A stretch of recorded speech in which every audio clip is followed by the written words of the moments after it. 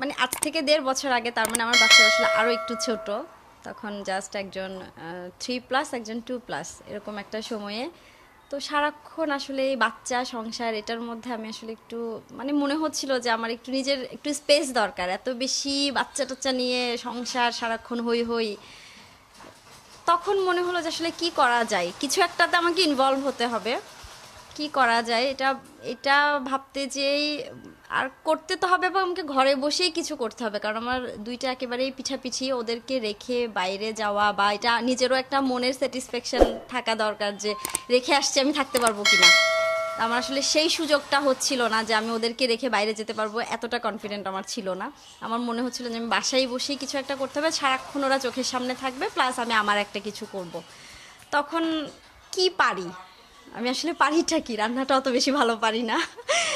তো এটাই পারি যে আমি একটু হয়তো সেলাইয়ের কাজ বা, আর ওই সময়টাতে আমি ট্রাই করছিলাম যে আমার বাচ্চাদের জন্য একটু কিছু করবো। আমার মা ছোটোবেলায় দেখতাম যে আমাকে মানে সুন্দর সুন্দর জামা টামা বানিয়ে পরিয়ে দিতে, এই এই স্মৃতিটুকু আমার আছে। তো আমার খুব শখ ছিল যে আমার বাচ্চাদের জন্য একটু কিছু করি। করতে করতে শুধু 4-5টা যখন করলাম না, একদম নেশার মতো হয়ে গেলো। আমার এত ভালো লাগছিল বাচ্চাদের জামা বানাতে, কিন্তু আমার বাচ্চাদের জন্য তো আমি আসলে এত জামা বানিয়ে কি করব, এটা তো হবে না, ওরা কয়টা জামা পরবে।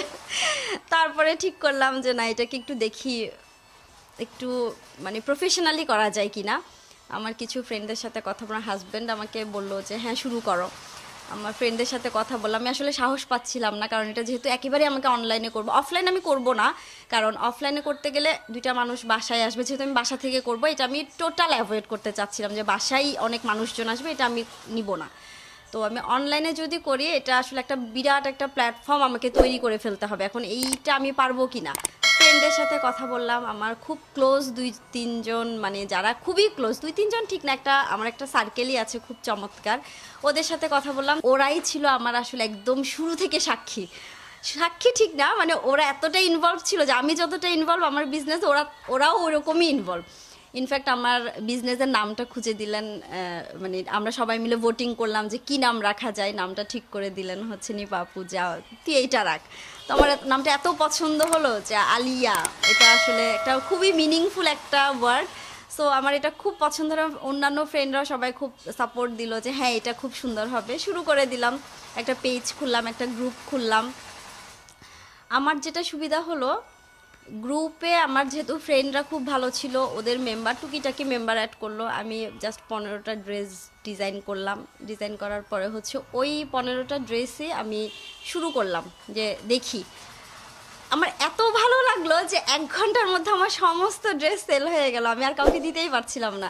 সবাই বলছিল যে আপু আমাকে এটা এত বছরের করে দাও, ওইটা অত বছরের করে দাও। আমি আসলে জানিও না যে একটা ড্রেস বানালাম, সেটা আসলে আমি কিভাবে অর্ডারটা নিব, আমি আমার ক্লায়েন্টদের সাথে কিভাবে কথা বলবো, ওরা আমাকে কিভাবে অর্ডার, আমি না কোনো প্রসেসিংটাই জানতাম না।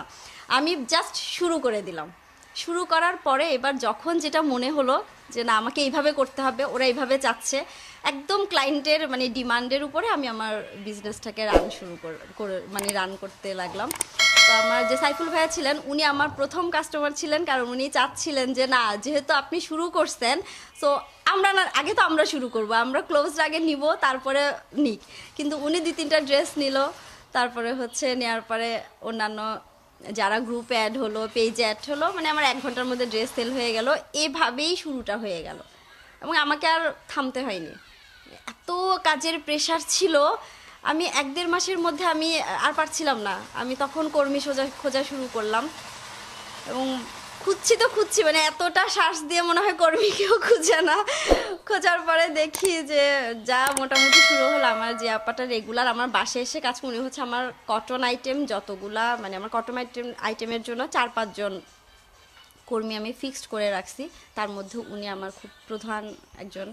তো উনি হচ্ছে একদম রেগুলার আসেন, এসে করেন। এছাড়া অন্যান্যরা আমার যখন হিউজ কাজ পড়ে যায়, যেমন আমার এই যে সামনের মাসে আমার 10 তারিখের মধ্যে কিছু বাইরের মানে প্রোডাক্ট যাবে, কানাডা যাবে, তারপরে হচ্ছে সাউথ আফ্রিকা থেকে দিছে, কাতার থেকে দিছে, সৌদি থেকে দিছে, লন্ডন থেকে দিছে, আমেরিকা থেকে দিছে, এরকম মানে 8-10টা মানে বুকিং, যেগুলো আমার এক একটা ড্রেস 17টা 18টা 20টার নিচে কোনো ড্রেস নাই। আমি যদি আরও কিছু কর্মী পাই, কাজটা আসলে আমি ইজিলি বাড়াতে পারবো। আমার হিউজ অর্ডার, আমার প্রত্যেকটা কাজের যে মানে না তুমি কেন ঘরে বসে থাকবা একটা কিছু করো উনার কারণে মানে উনি সব সময়ই মানে এটা পছন্দ করেন যে ছেলের বউ হোক বা নিজের মেয়ে হোক ও স্বাবলম্বী হোক এটা ওরা মানে পছন্দ করে আমার হাজবেন্ডও সে খুবই সাপোর্টিভ ওর ব্যাপারে আমার আসলে কিছু বলানো ও প্রচণ্ড সাপোর্টিভ ওর সাপোর্ট না করলে আমার শাশুড়ি সাপোর্ট না করলে আমার পক্ষে আসলে কোনো রকমের আগানো সম্ভব ছিল না